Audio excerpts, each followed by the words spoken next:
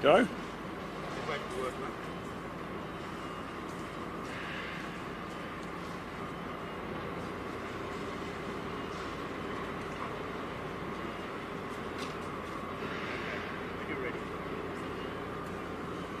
Good morning, everybody. My name's Simon Crooks. I'm the project director for this amazing piece of infrastructure behind us. I'd like to welcome you all to somewhere that was under a couple of metres of water in February in the floods. Look what we've done and Multiplex have done since then.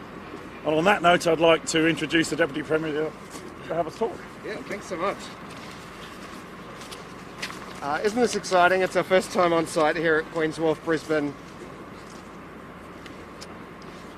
It is our first time here at Queen's Wharf, Brisbane in some time, and you can see what fantastic progress has been made.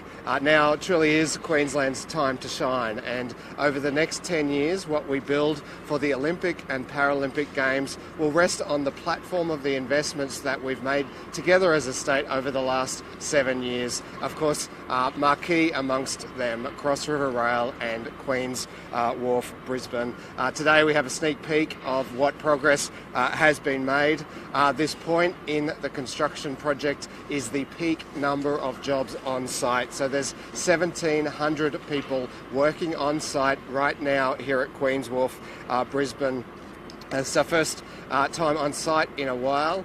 We also have footage available from the sky deck, which will give you a sense of the view and the experience that people will be able to have once that sky deck is completed. And we'll share that footage with you all later in the day. If you let me run through just a couple of the highlights. This is a $3.6 billion construction project. The 1,700 workers on site are from 75 different trades. They've installed 16,500 glass panels into the structure and used 450 tonnes of aluminium. To give you a sense of the scale of that, that's the equivalent of 32 million aluminium cans. In addition to the workers on site, there are 300 working off-site on things like fabrication of aluminium and painting of facades. Towers 1 and 4 are now at level 25, and towers 2 and 3 are at level 19. Once completed, this will add 6,000 square metres of new public space for Queenslanders and visitors to enjoy, including much of it with a subtropical feel, celebrating Queensland's unique lifestyle. This is creating jobs, thousands of jobs in construction, thousands more once construction is completed, of course, enhancing the lifestyle, improving our city. Imagine in just a few years' time, you'll be able to catch the metro to the Gabba, see a game, catch a train from the Gabba to Albert Street, come to Queen's Wharf for dinner, go up to the Sky Deck, walk across the Neville Botter Bridge to our brand new theatre at South Bank. And that's just in the next few years. Of course, by 2032, you'll be able to go from South Bank back over the river to Brisbane Live, get on the train at the new Roma Street train station and access the entire region. So very exciting for our region. Any questions? When is it due to be completed? Like all construction projects, there have been impacts from the floods and the disasters, but you'll be able to start enjoying Queen's Wharf, Brisbane from next year. Is it on time and on budget for what you initially? I'll leave the detail of those questions to the Queen's Wharf Brisbane consortium, but this project is a crucial part of the platform. It was a key part of what allowed us to win the hosting rights of the 2032 Olympic and Paralympic Games. I guess what role will Queen's Wharf play in the Olympics? Is there any sort of events or anything that you guys have envisioned already? Well, the most obvious will be accommodation. Queen's Wharf Brisbane adds many hotels to our current hotel offering, including at the 5 and 6 star level. That will attract many of the tourists that will come here both before and during the games, and of course Queenslanders and visitors enjoying the Queensland lifestyle during the games. I'm sure will stop by Queen's Wharf Brisbane to eat, to drink, to enjoy the sky deck. No doubt they'll be able to maybe even watch the games on a big screen here. You said that we can start enjoying it next year. What specific parts or what exactly do you enjoy about? Yeah, I'll leave the opening time frame, the specifics of that, to Queen's Wharf Brisbane to comment upon. There is a plan for staged opening as each of the hotel towers are ready.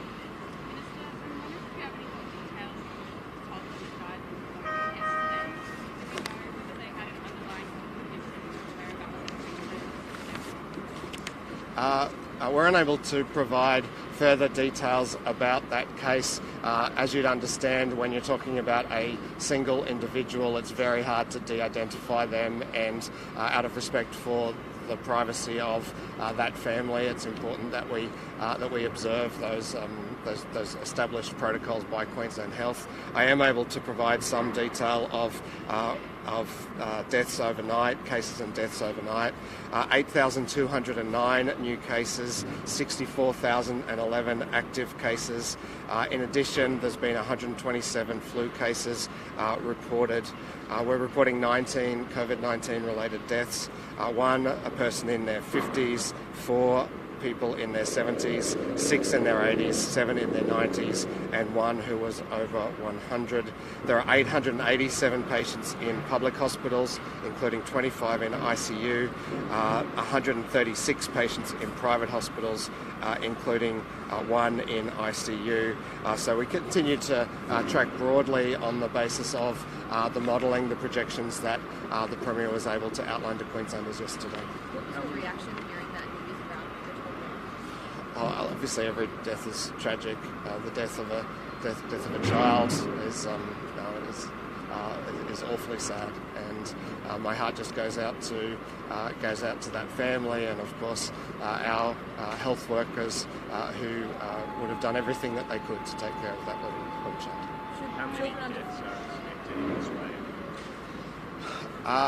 I don't have so the modelling is able to project those figures, but of course, as the Acting Chief Health Officer said at the weekend, the modelling is just a projection based on what we know right now. We can all change the modelling. We can all change that curve by following the health advice, by using masks, by taking care if we're vulnerable or around vulnerable people. Should children under 5 be vaccinated given what's happened in the last couple of days?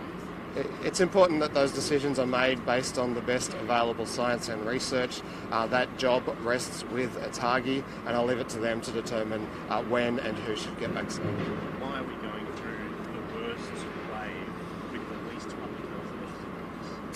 Well, the public health measures we had in place earlier in the pandemic were all designed to get us to the point where people had the chance to get vaccinated. Now that everyone has had the chance to get vaccinated, we have a different set of responses and measures. And you can see the effectiveness of that vaccination in the hospitalisation rate. So while we are seeing large numbers of cases, the number of hospitalisations as a proportion of those cases is much smaller than earlier variants. It's also the number of those hospitalisations who are needing ICU care is lower. The number of fatal cases as a proportion of total cases is also lower. So that was always the strategy, to suppress the virus as far as possible until everyone had the chance to get vaccinated. And I'm sure you'd agree that now everyone has had that chance.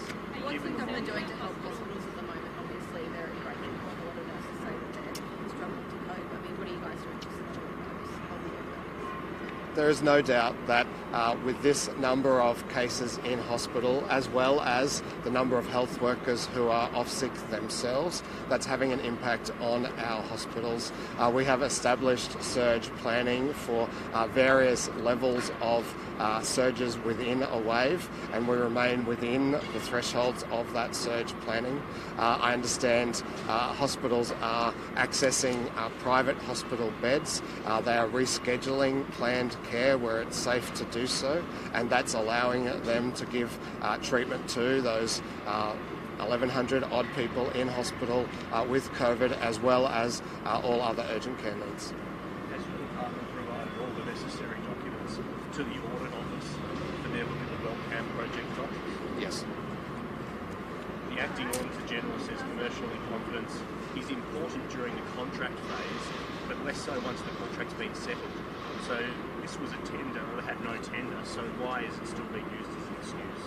Look, no doubt I'll have ample opportunity later in the day to address those questions in detail. Why not release the costs now? Well, why don't you let me get to estimates and see what happens? Would you welcome a report to Parliament by the Auditor General if they decided to do so? Of course, we're very happy for every element of that decision making to be assessed by the Auditor General. And has there been any consideration about extending the lease further than a year?